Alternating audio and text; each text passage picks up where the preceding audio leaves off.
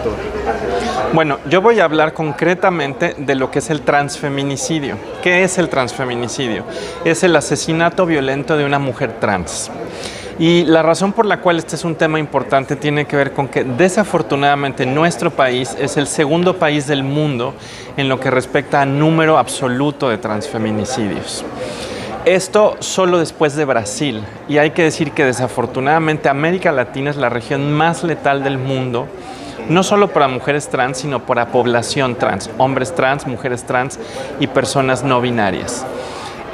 No solo vemos violencias letales, como por ejemplo la del transfeminicidio, sino que vemos otro tipo de violencias que tienen que ver con, por ejemplo, violencias en la casa, violencias en la escuela, violencias en los espacios laborales, que en general lo que están produciendo es que la población trans sea una de las poblaciones más marginadas económicamente y políticamente en nuestro país.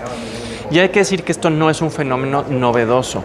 La crisis, por ejemplo, del transfeminicidio empezó a ser registrada ya desde finales de los años 90 aquí en Chiapas. Un amigo y un querido reportero que es Alejandro Brito, por ejemplo, él desde finales de los años 90 estaba reportando que aquí en Chiapas había asesinatos de mujeres trans. En ese momento no teníamos el término, pero eso quiere decir que esta es una crisis tan vieja como la del feminicidio en este país. Y cuando de hecho tú ves que el año pasado, por ejemplo, Letra S publicó las tasas relativas de feminicidio y transfeminicidio en México.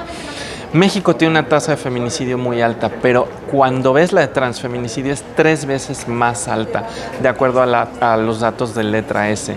Y eso lo que te deja ver es que, en efecto, México tiene un problema muy severo de violencias, y son violencias sobre todo que afectan a mujeres trans de 20 a 40 años, racializadas, migrantes, muchas de ellas trabajadoras sexuales o estilistas, es decir, un sector particularmente vulnerable y pauperizado de la población trans.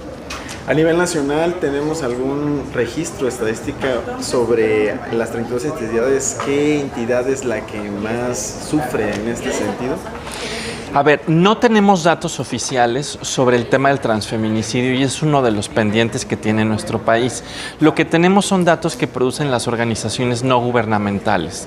Y tenemos sobre todo 2 tipos de datos, los que hace la organización Letra S y los que hace el Observatorio Nacional de Crímenes de Odio a Personas LGBT.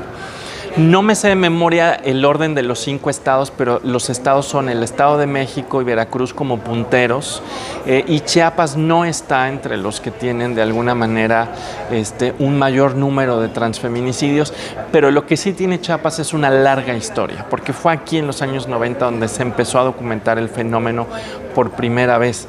Pero los estados, de hecho, más peligrosos, no los recuerdo todos, pero dentro de ellos sí está Estado de México y está Veracruz. ¿Qué podemos hacer entonces como sociedad para cambiar en este sentido? Sobre todo porque al no hacerlo, pues seguimos cometiendo año tras año. Esto no es nuevo, como lo mencionabas, ¿no? Realmente esto es algo que ya ha pasado muchísimo tiempo. ¿Qué debemos hacer como sociedad? Bueno, justo una de las cosas de las que yo vengo a hablar es de la importancia de los enfoques preventivos, que implican conocer cuáles son las estructuras causales de las violencias, cómo, por ejemplo, se van concatenando en la vida de las personas. Y una cosa que hemos tratado de hacer ver es cómo, por ejemplo, las violencias a la población LGBT la acompaña desde que está en la casa. En algunas ocasiones a los 5 años, por ejemplo, cuando un chico gay con una mujer trans no han salido ni siquiera del closet, pero tienen una serie de manierismos, empiezan ya las violencias en el hogar. Con mujeres lesbianas, con hombres trans, por ejemplo, puede ser un poco más tardío, a los 9 años.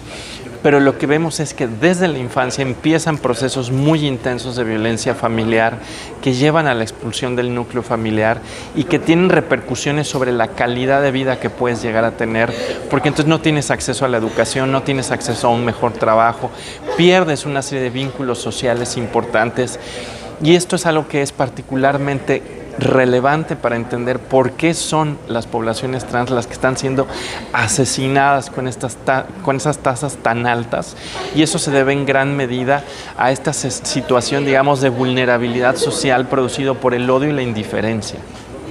¿Tu nombre, por favor, al último? Me llamo Siobhan Fenela Guerrero McManus. Muchas gracias. A ustedes. Gracias.